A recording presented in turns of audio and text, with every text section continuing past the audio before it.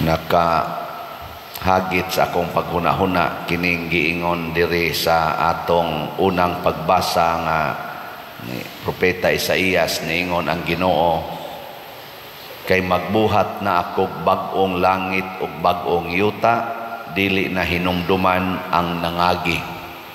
Nya niingon pagid siya, aning bag-ong langit ug bag-ong yuta, wala nay maghilak, wala nay magbakho. Nya ang kabataan dili na mamatay nga masuso pa. Ang tigulang matigulang gayud pag-ayo, una pa siya mamatay. Kay ang mamatay sa panuigon nga usa ka gatos, isipon nga batan-on. Naa ba niron siya? Dili gid ni siya langit. Kay kung langit pa ni, dili na unta mamatay, na may limit sa edad. Pero batan-on kuno kaayo ang mamatay sa 100 years old. Tinuod ni dili. Lingi ay mong tupad ing na hapit na kamatay. Ina. Akong gipamalandungan ako, ni aginis kalibutan gihimos Ginoo, hain ka ning dapita no nga iyang gihimo nga bag-o nga kun maabot ta didto, di na ta mag-away, di na ta magkanaganing, di na ta magsigi og minatay, wa nay mga pagbakho. Nya ang ato kunong mga tanom mubunga og maayo. Nya kitay mananom, kita say muani. Ana ba? Kuan mo ana? Way klaro. Akong nahinumduman nga sa kuan, sa kanini ang research kuno ba, kining mga tag-as kay edad nga tao karon at present, kaning tag-as kay edad nga tao, ang una gid nilang isulti nga dili jud kuno sila magbaton og kasuko, diha silang kasing-kasing. Di sila ba maghambin og kasuko. Ang dali kay mamatay kana gyung magsigig kasuko. Okay, stressful man na. Nya matod pa sa kaning atong mga experts sa aning mga panglawas, ang kana gyung stress mao ginay dako kayong factor para mo hatag natog dagko kayong mga sakit nga makamatay. Mo nang doktor kada gyud patambal nato ingon dayon avoid stress. Sige, lingay mong tupad na naka-stress karon. Unsa man ang stress kana bang mura kag gikapoy, gilaay na. Ana no? Naay daghan nato. Ana no. So sa ato pa doon na di ay mga tao nga niabot og tag niabot og tag 100 katong akong iyaan nga akong gimisahan 101 years old niya after 2 months namatay. 2 months ba to? 3 months namatay. Niingon siya nako sa akong sigig interview niya, moingon gid siya nako unsa man gyud imong sikreto. Ingon din siya nga kuan ra gyud di gyud ko maghambin og kasuko. Di gyud ko masuko. Bisag gisakit siya maayo, di gyud siya masuko. Ug naman kuno siya kasuko, iya din kunong itugyan ngadtos Ginoo niya, higugmaon dayon niya kadtong nakapahiubos niya. Di gyud kuno na mulapas ang usa ka adlaw. Ana. Lingay mo to pad ina wa karoy gikasukan. Wa kay gikasukan ron. Onay una, nya ikaduha, kani mga tag-as og edad, simple kay gikaon, utan, mga isda, ana, dili sila anang mga kanibang mga processed food, kanang mga lamian yung kayo, mga fatty foods. Di sad na sila magsigig hubog-hubog, wa na sila iinom. Ano bang hubog amo inom pero di yun mo hubog. In short, nawa nila ang gitawag nato in quotation bisyo. Bisyo ba? Apil gud ka ng pagpangutang, simple man kay sila kinabuhi, wa sa na sila utang. Ang sato pa di ay kining bisyo makapamubo nis kinabuhi. Nya kana sang di ka mo bisyo, mutaas imong kinabuhi. Ikatulo, nga ilang common nga isulti nga rin ako sa akong paniid, kining pag-ampo. Kasagaran Diyos mga maampoon, dugay kay matay. Makita man na ninyo dinis atong parokya.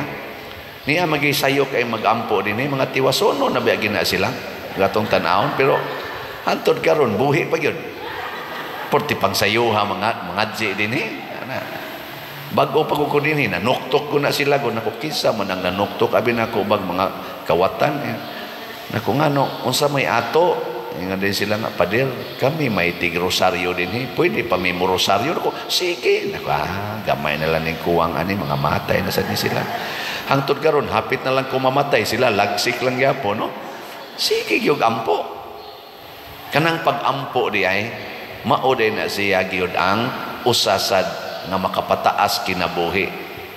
Ampo, rosaryo, meditation, adoration, ana. Unsa may lungtad ani nga kun magsunod ita sa pulong sa Ginoo, mauna ni ang panahon, mauna ni ang bag-ong yuta ug bag-ong langit. Kani bang magsunod ta sa pulong sa Ginoo? Anhi mo taas ang atong kinabuhi. Ingkaw niya pa din na malagi mga buutan nga wa kaabot og 100 years old naapektuhan sila sa mga tao sang mga buangon. Naiuban gipangpatay, naiuban gipang torture, nasa uban na aksidente kay gibanggaan aning ni ang mga nakasuyop na among sila ba.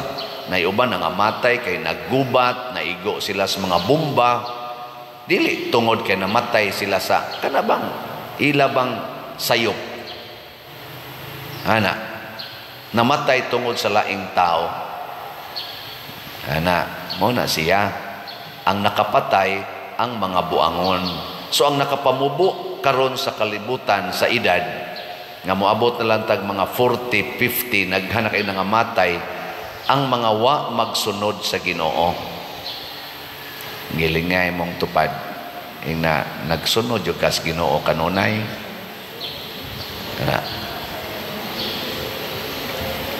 ang kalibutan manggod karon lahi dali kay tang magduda basta pulong sa Ginoo atong questionon atong analyson pero pulong gani sa mga celebrities pulong sa mga politicians pulong sa mga businessmen pulong sa mga sikat nga tao wa na tay daghang question.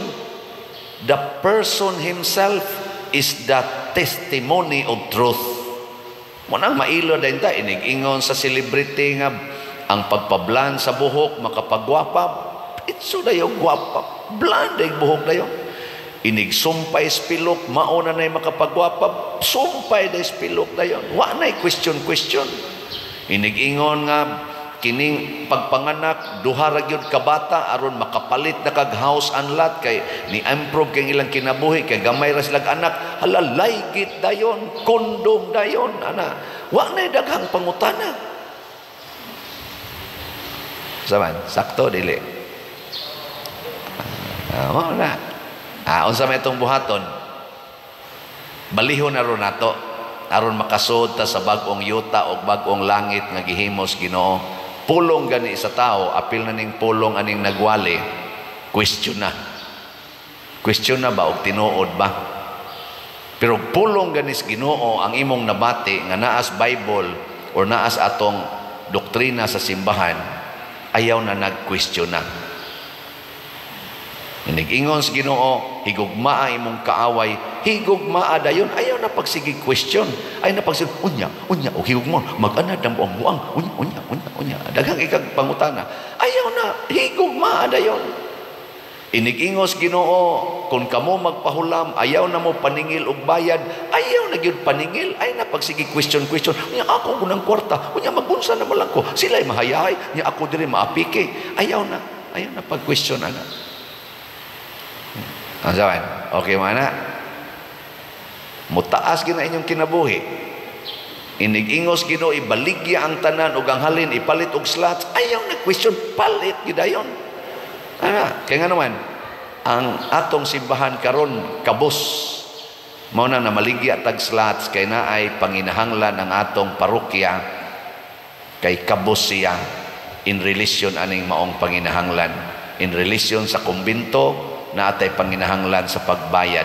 Mo nang naatay SBF DAG or San Vicente Ferrers Parish Daily San Vicente Ferrers Daily Abundant Graces nga slot, tag 500 pesos per slot.